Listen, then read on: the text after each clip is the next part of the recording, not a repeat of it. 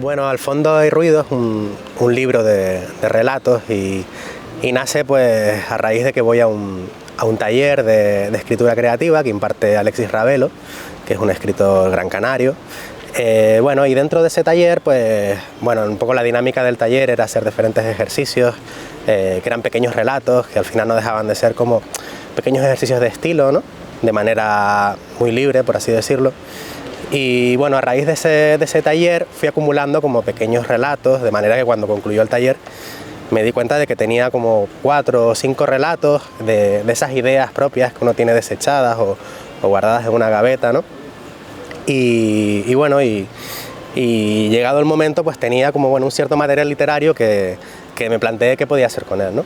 Y un poco en esa tesitura surgió la convocatoria de nuevas escrituras del Gobierno de Canarias y bueno, y fue un poco el espaldarazo para continuar escribiendo, relatos ya con una cierta vocación y con una cierta aspiración de hacer un libro de relatos que, bueno, que condensaran pues pequeñas historias, pues temas que a mí me interesaran y bueno, y al final un poco de ese proceso pues concluí, terminé teniendo pues un libro de relatos surgido así como de una manera un poco caótica, ¿no? Y anárquica, pero bueno, finalmente lo presenté a la convocatoria, salió ganador y la verdad que bueno, fue una alegría tremenda el hecho de que se editara y tuviera la distribución que tuvo, ¿no? y la acogida que recibió.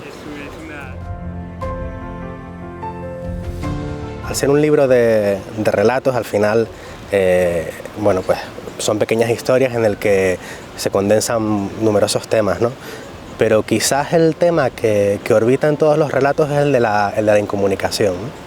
La incomunicación en el seno de la pareja, en el ámbito familiar o en los entornos urbanos, ¿no?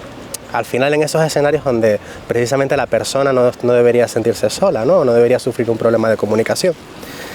Y a su vez, quizás ese tema que subyace en todos los relatos tiene una serie de causas que no dejan de ser pequeños temas o subtemas que afloran en cada uno de los relatos, ¿no? Como son la soledad, el tedio, el desarraigo, el exilio interior, la precariedad laboral, por así decirlo, ¿no?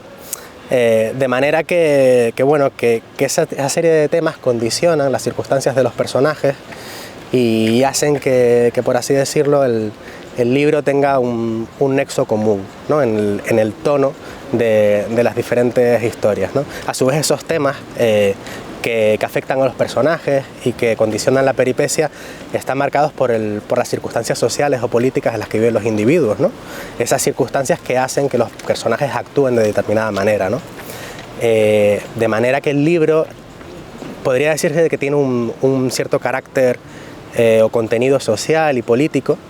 Hay un elemento de reivindicación, pero no es un elemento de reivindicación plenamente consciente o por lo menos evidente, sino que ese elemento de reivindicación nace a través o surge a través de la ironía, del sarcasmo o del simbolismo, ¿no?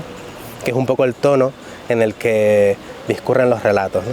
Por tanto, se podría decir que si bien el libro tiene un cierto carácter existencialista en el fondo o en la forma, también tiene un marcado carácter social y político. El libro se titula Al fondo hay ruido porque así se titula el último relato que cierra el libro, ¿no? Y me pareció bastante oportuno darle a su vez el nombre al libro, el de Al fondo hay ruido, porque de alguna manera para mí significa cómo concibo el relato corto, ¿no? Al fondo hay ruido, bueno, pues puede ser una expresión cotidiana que muchos utilizamos cuando entramos en un local o en un bar o en una casa, pero también es ese ruido de fondo que genera el conflicto, ¿no? El conflicto entre los personajes, que al final es el motor de las historias, ¿no? Al fondo hay ruido es como ese zumbido que sienten los personajes en su interior y que les hace tomar las decisiones más erróneas en el momento más insospechado, ¿no? Hay algo de eso y al final esa es un poco el hilo conductor que tienen muchos de los relatos, o el detonante, por así decirlo, ¿no? A mí me gusta, bueno, partir de situaciones cotidianas y realistas, muy reconocibles de cara al lector, y que sin embargo de pronto en un momento de la historia irrumpe un elemento sobrenatural y fantástico que colisiona el relato, ¿no? De manera que el lector en ese momento sea incluso incapaz de cuestionarse, o digamos establezca ese juego con el lector en el cual tenga que discernir si lo que le estoy contando forma parte de la realidad dentro de la ficción, o bien es una ilusión del propio personaje, ¿no?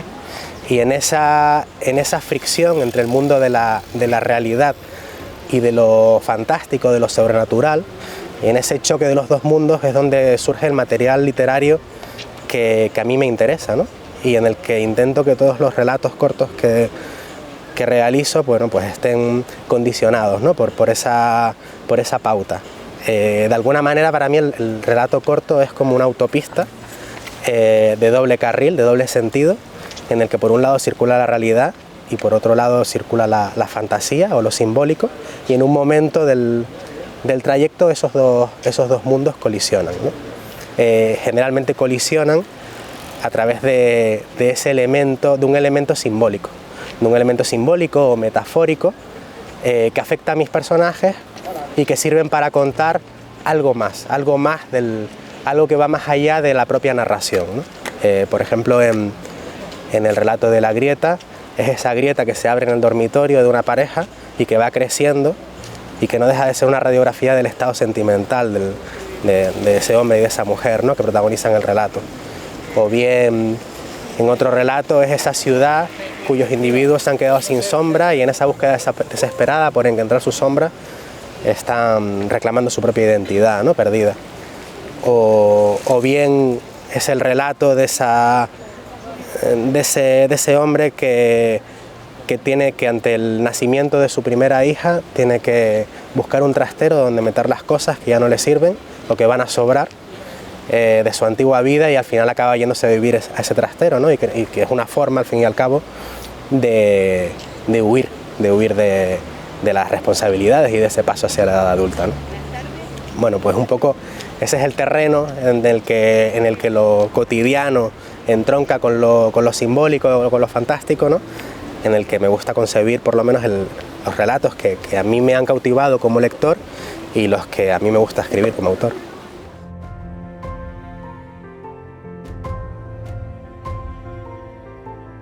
Bueno, en este caso, este libro de relatos, la verdad es que lo escribí sin ningún tipo de expectativa, y quizás ese es uno de los mayores activos del libro, ¿no? Muchas veces las expectativas son el asesino de la diversión, ¿no? Y yo creo que cuando uno lee este libro se da cuenta de que primero de que el autor se ha divertido bastante escribiéndolo, y yo creo que eso se trasluce de alguna manera en la lectura, ¿no? En la que afloran diferentes temas que personalmente como autor me afectan y me incumben, y creo que al lector también le pueden interesar, pero que todos están como marcados por una mirada, bueno, que yo intento que sea hasta cierto punto afilada y que logre, bueno, aparte de remover ciertas conciencias, pues despertar sonrisas también, ¿no? En ese aspecto, como autor, un poco, al final son una serie de relatos que van tocando diferentes temas que no dejan de ser los temas que me tocan, ¿no? Como individuo y como autor, los que a mí me interesan y los que a mí no me dejan dormir por las noches, ¿no? Yo creo que ahí está un poco lo interesante, ¿no? Pero a su vez yo creo que son temas que a los lectores le pueden interesar, sobre todo a los lectores de una determinada edad. Creo que hasta cierto punto es un libro profundamente generacional, ¿no? El libro, bueno, lo escribí a lo largo de un año, pero al final el proceso de escritura creo que va más allá de sentarse a escribir frente a un ordenador, ¿no? Sino que el proceso de escritura comienza con el germen de las ideas, con las experiencias que uno va acumulando y que acaban siendo volcadas en el libro, ¿no? Y dentro de eso, bueno, pues hay temas como como el miedo en el tránsito de una edad a otra, ¿no? De la niñez a la adolescencia o de la juventud a la edad adulta, ¿no? La precariedad laboral, la soledad, son temas vistos además desde la perspectiva bueno, de gente que está como buscando un poco su sitio, ¿no? En un mundo que está en constante cambio y en un mundo cada vez, especialmente ahora, más hostil, ¿no? Y un poco dentro de eso he intentado que, siendo, bueno, hasta cierto punto biográfico en cuanto al tipo de vivencias que emana, pues que fuera también reconocible para una determinada generación, ¿no? Y bueno, creo que en ese punto puede ser uno de los activos del libro y creo que en ese sentido puede resultar de interés.